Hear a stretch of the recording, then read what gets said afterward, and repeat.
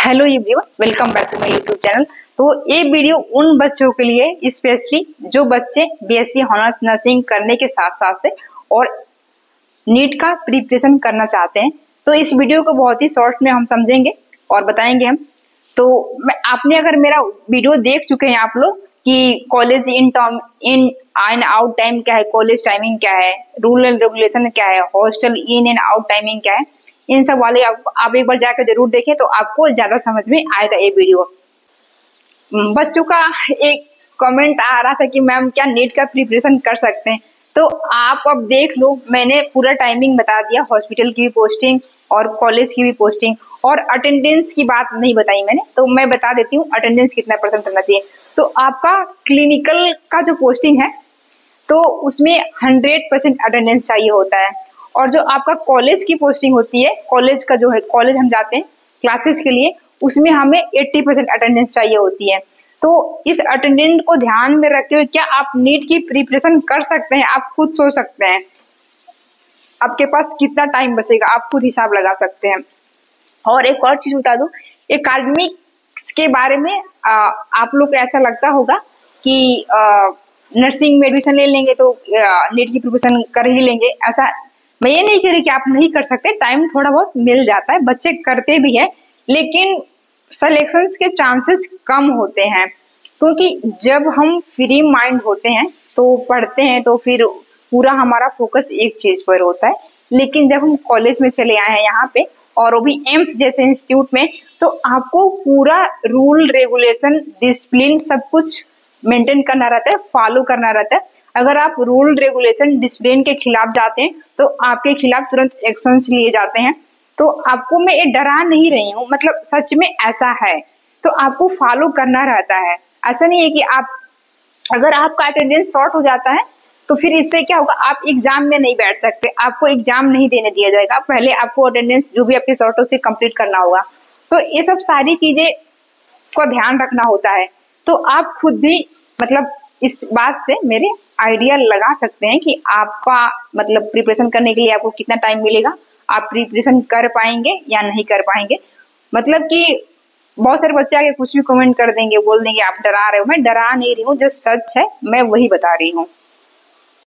तो जो एम्स भोपाल का हॉस्पिटल पोस्टिंग की टाइमिंग है वो सुबह 9 o'clock से लेकर के दोपहर के 1 o'clock तक रहता है, यानी कि सुबह 9 बजे से लेकर 1 बजे तक आपकी हॉस्पिटल पोस्टिंग लगती है।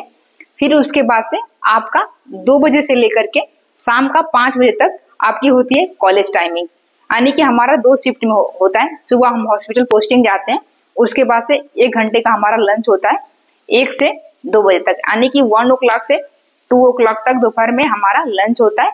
फिर 2 o'clock से 5 o'clock तक इवनिंग तक हमारा कॉलेज का टाइमिंग होता है, यानी कि क्लासेस हमारे लगती है, 3 पीरियड्स लगते हैं उसमें। ठीक है, तो आप अगर नीट का प्रिपरेशन करना चाहते हैं, और इसी में अटेंडेंस के बारे में बता देती हूँ मैं, तो जिसमें कि जो क्लिनिकल अटेंडेंस है हमारा, यानी कि जो हॉस्पिटल में पोस्टिंग होती है वो हमें 100% चाहिए होता है, यानी कि 100 में 100% आपका क्लिनिकल पोस्टिंग होना चाहिए। अगर आपका इससे कम है तो आपको फिर उसके लिए कंपनसेशन करना होता है। ठीक है, उसके बाद से हमारा जो कॉलेज का है, तो जो हमारा कॉलेज का अटेंडेंस होता है उसमें 80% अटेंडेंस चाहिए होती है। अगर आपका अटेंडेंस शॉर्ट हो जाता है 80% से, तो फिर आप एग्जाम में नहीं बैठ सकते, उसके लिए आपको मतलब कंपनसेशन करना होता है।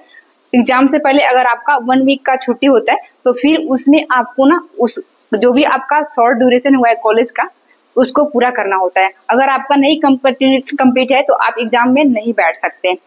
अगर आप फिर उसके बाद से एग्जाम में बैठ भी जाते हैं तो एग्जाम को पास करने के लिए हमें पढ़ना होता है। अगर आप ऐसा सोच रहे होंगे कि नर्सिंग में एडमिशन ले लेंगे और नीट की प्रिपरेशन कर लेंगे और पढ़ना कम पड़ता होगा तो फिर पास कर जाएंगे, तो ऐसा नहीं है। अभी 1 month बिफोर कोई स्टूडेंट थी एम्स दिल्ली की जिसका नाम था लक्ष्मी, उसने सुसाइड किया। क्यों सुसाइड किया? क्योंकि वहां पे एकेडमिक प्रेशर बहुत ज्यादा था उनको। तो एकेडमिक प्रेशर झेलना सबके मतलब हमें इन्वायरमेंट में यहाँ पे ढलना पड़ता है, उसके बाद से ही हम एकेडमिक प्रेशर को झेल सकते हैं। तो उसमें ये था एम्स दिल्ली में जो बच्ची ने सुसाइड किया, लक्ष्मी जिसका नाम था, ये न्यूज में भी आया हुआ है।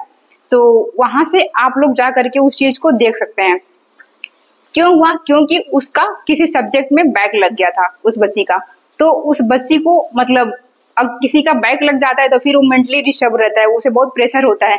तो उस चीज के लिए वहां पे कम्युनिटी की जो हमारी पोस्टिंग होती है उसका एक बुक होता है, उसमें सिग्नेचर लेना रहता है। तो वो सिग्नेचर लेने गई थी तो किसी ने उसे थोड़ा सा बोल दिया कि तुम्हारी तो बैक लगी, ऐसे वैसे थोड़ा सा टॉर्चर टाइप से। तो फिर उसको डिप्रेशन स्ट्रेस में आकर फिर उसने सुसाइड कर लिया। ऐसे बहुत सारी चीजें मतलब ऐसे हमारे मतलब हम लोग के पास तक भी आए थे उसने जो कुछ भी लिखा था सुसाइड नोट्स वगैरह में। तो आप इन सब सारी चीजों से आप आइडिया लगा सकते हैं और आप समझ सकते हैं कि क्या आप इस कोर्स को करने के साथ साथ आपके पास टाइम बचेगा, आप नीट का प्रिपरेशन कर सकते हैं कि नहीं। तो इस चीज को बताने का मेरा मतलब आपको डराना नहीं है, मतलब जो सच है ना उसको बताना है। तो आप एक बार खुद डिसाइड कर लीजिएगा कि मतलब मैं नीट का प्रिपरेशन कर सकती हूँ कि नहीं कर सकती हूँ, तो उसके बाद से इस कोर्स में एडमिशन ले लीजिएगा। तो इस वीडियो में इतना ही, और अगर आप मेरे चैनल पर नए हैं तो जरूर सब्सक्राइब करें, और आपका और भी कोई डाउट है तो आप कमेंट कर सकते हैं। Thank you.